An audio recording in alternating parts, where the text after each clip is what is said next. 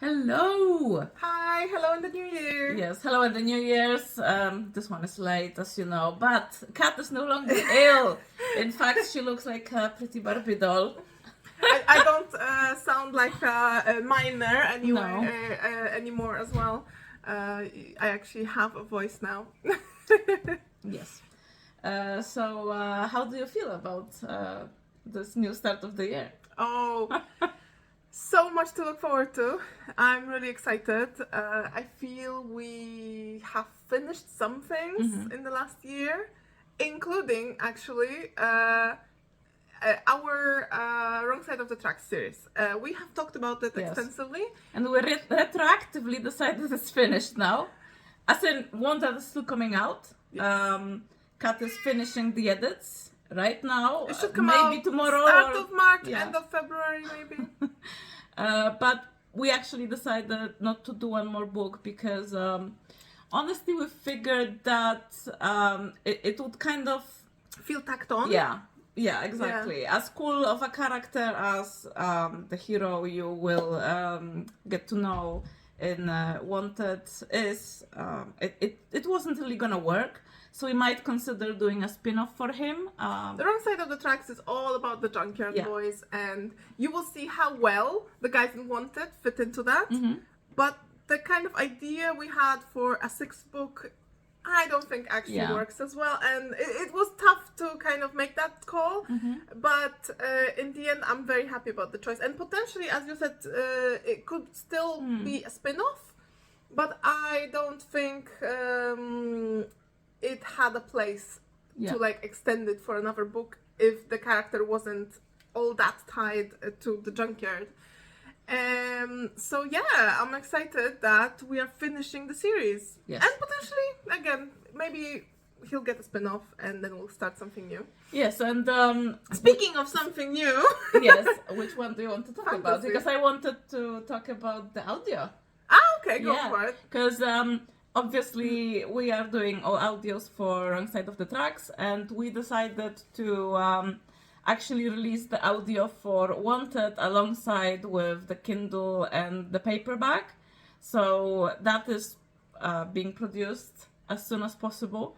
And obviously the one for Grind will also come out. We don't know if we can manage to publish it before Wanted. Yeah, but, Wanted might come out Yeah. first, which is maybe a We bit shall weird, see. but we'll see, we'll see. Yeah, but both of those are coming and we are very excited. And of course, Dickhead. Yes. Dickhead. Yes, Yeah. Dickhead. Like in my head, Dickhead It's audio is done, already but out, it's not. but it's not yet published because of stuff. But it's almost done. We're actually listening to the final files now, and It's it's, so just funny. so funny. Oh my god! And Wyatt is changing his pen name, so Nathan. Nathan has such an amazing way to play all the characters. It's Especially a just certain fantastic. argument in the later part of the book. Yeah, it's Perfection. just he puts all the emotion in there. It's fantastic. I actually cried listening to Oh, it. yeah. Oh yeah. So there's that, and so I'm pretty sure it will be a while until our next book, since Wanted I think will be that book. But by then we will have probably started publishing our fantasy series Yes. for you guys on Patreon before it comes And out. obviously it bloated. Because Of course, it has it was to. meant to be a single Just this novel, one for you. but now it's a trilogy, A trilogy, of course. yeah. So we are gonna write those back to back because, That's the especially plan, yeah. with something that's not contemporary, it's always a problem when you kind of get out of The lore. the lore and you have to remind yourself of everything. So yeah, we're just gonna write them straight through. And the first one is the Elf Assassin book that you voted on. I really love the concept. We are already writing that one. And the concept for it is that the Elf Assassin, his feelings and his heart is magically shut down, let's say. So he thinks he was born like this, but he actually Born wasn't. broken. Exactly. And what happens when that is unlocked, you will see. I think it's a very a very romantic story. Very heartfelt. Yes, very heartfelt. So I But hope also, you of course, like there's it. murder. Of course, there's murder. He's I mean, an he's an assassin.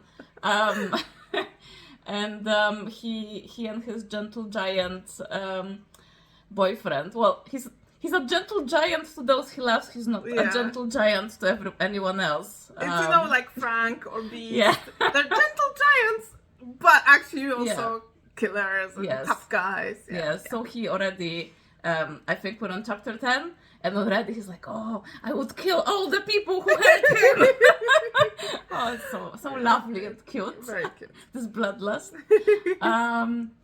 So yeah, and obviously there is other elves and other bikers involved that will get together in the next two parts. And So it's a story where the two worlds Yes. clash. It's Yes. not a fantasy book that happens all in another world. yeah. It's the kind of fantasy that has a secondary world, but the characters travel between them. Yeah, and we kind of still wonder how to kind of market it in the sense of how do we call the genre? Because on one hand, you have those fantasy characters like elf/drow and all that, who live in a separate world. But then the majority of the plot that you will see is set in our world, and you will see those elves interacting with.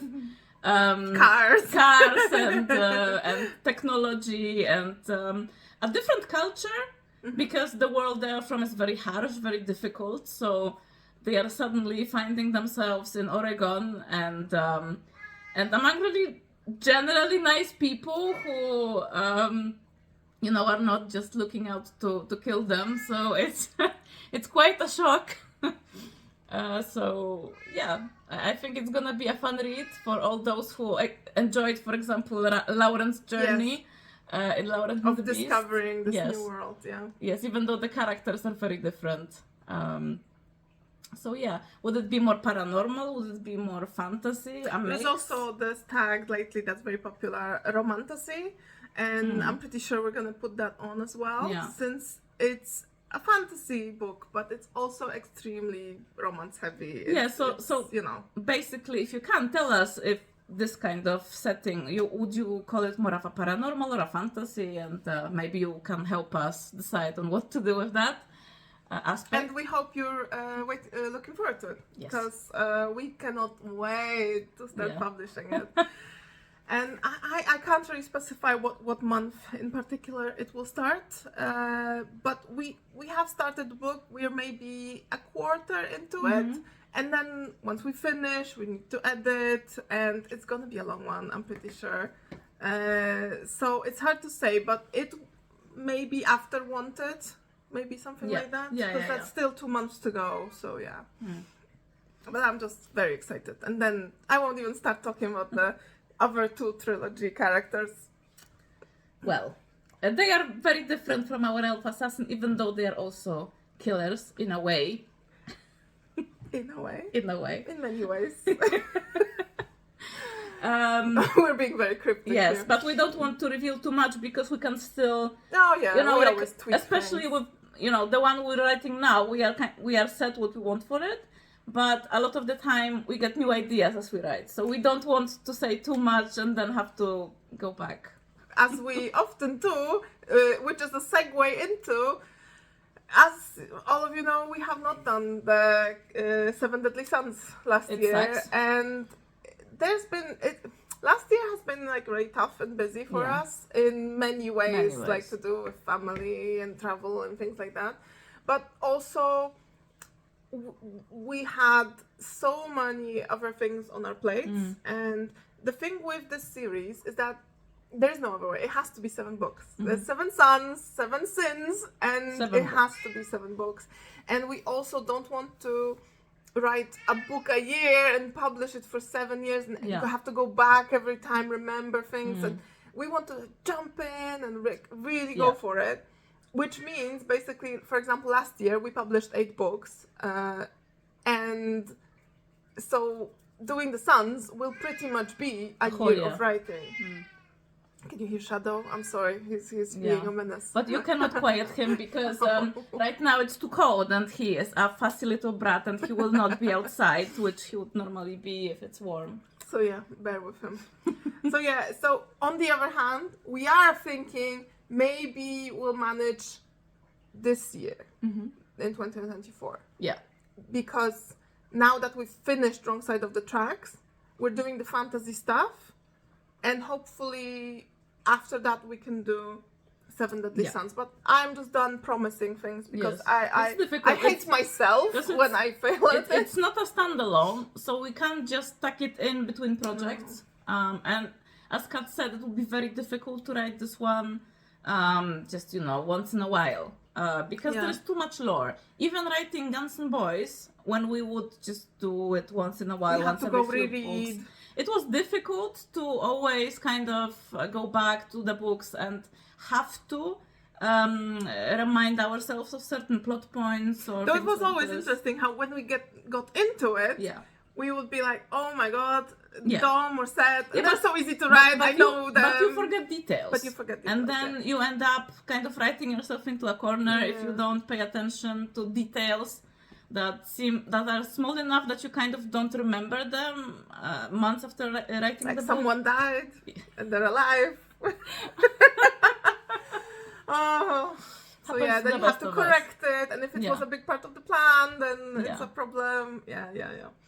So we would really love to jump into those books, but the fantasy plot has been nagging us for so long, and it's gonna be Patreon first. So I'm just really excited to do that now, and then be able to jump into another project. But I'm also happy in a way that even if we end up with a spin-off from Wrong Side of the Tracks, we still, have another series finished.